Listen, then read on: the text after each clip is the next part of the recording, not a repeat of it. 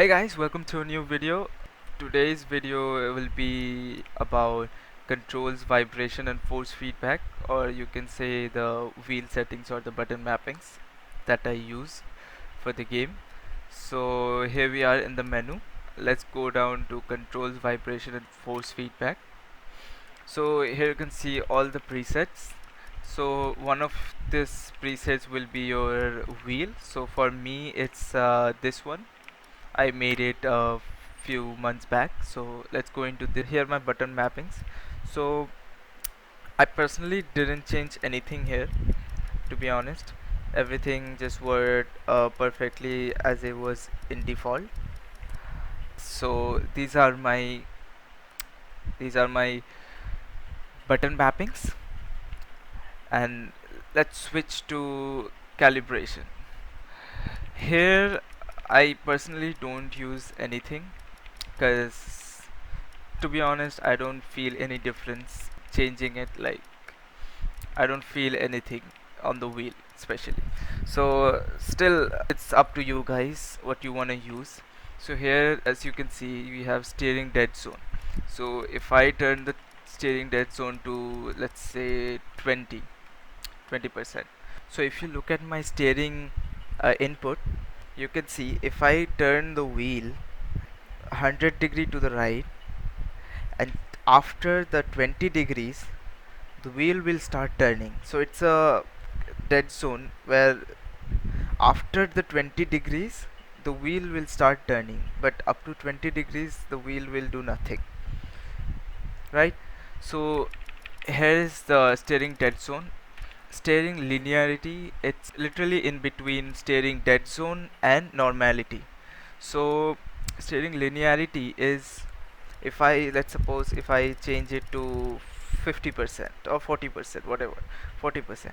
So I'm turning the wheel, the value is increasing slowly, and after the 40% it's increasing so fast, right?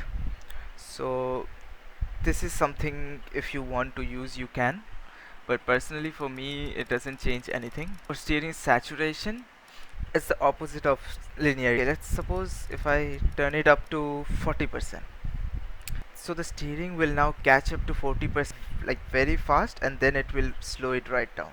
Suppose here, if I can show you guys again, so here it goes literally very fast to 40, then it slows down, right? So this is steering saturation, uh, and these are all the same things for throttle and brakes. If you guys want to use it, if it suits your driving style, then you can use it. So let's go down to vibration and force feedback. This is where the fun begins. So I'm currently using the Thrustmaster T150 Pro with the T3 clutch pedal. So vibration and force feedback, of course, on. And vibration and force feedback strength, I have put it to 90 because my wheel has a very hard force feedback. The wheel sometimes feel really heavy. That's why I put it to 90. You can put it up to uh, maybe say 120. That's the like sweet spot. Let's go down to on track effects now. On track effects are like anything you can imagine that is on the track and on the racing line. So it can be debris or marbles, or let's suppose you're drifting the car, or like understeer, oversteer, anything. From this setting you will feel what is happening with the car. So if you understeer, you can feel through your wheel with this effect.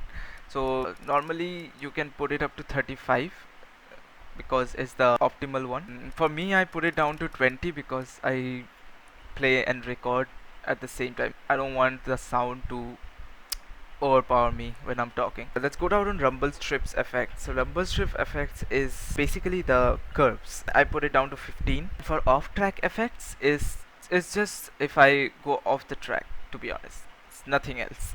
So if I go off the track and feel the grass or the gravels or that is off the track, so I can feel it through my wheel. I put it down to 10 again because of my personal like preferences. So you can put it up to maybe say 25%, which is the optimal one. For wheel damper, it's a bit tricky one because it says the strength of the tire forces through the racing wheel.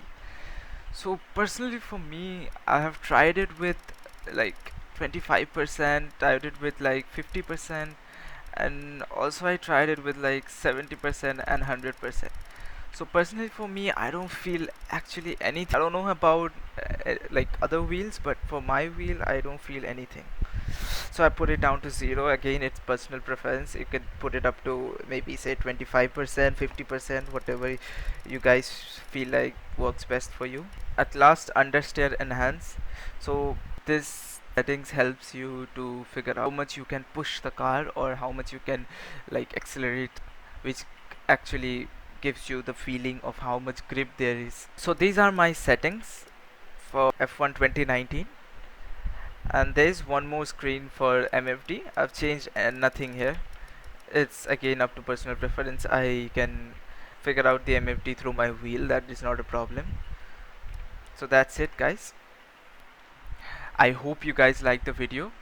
I hope this helps you a bit in case of figuring all the settings and all, because it's really tricky here. If you like the video, do subscribe to my channel, and don't forget to follow me on Twitter and Instagram. I post most of my stuffs there, what I'm about to do or not. I hope you guys have a good day, and I'll catch you guys on the next one. Goodbye.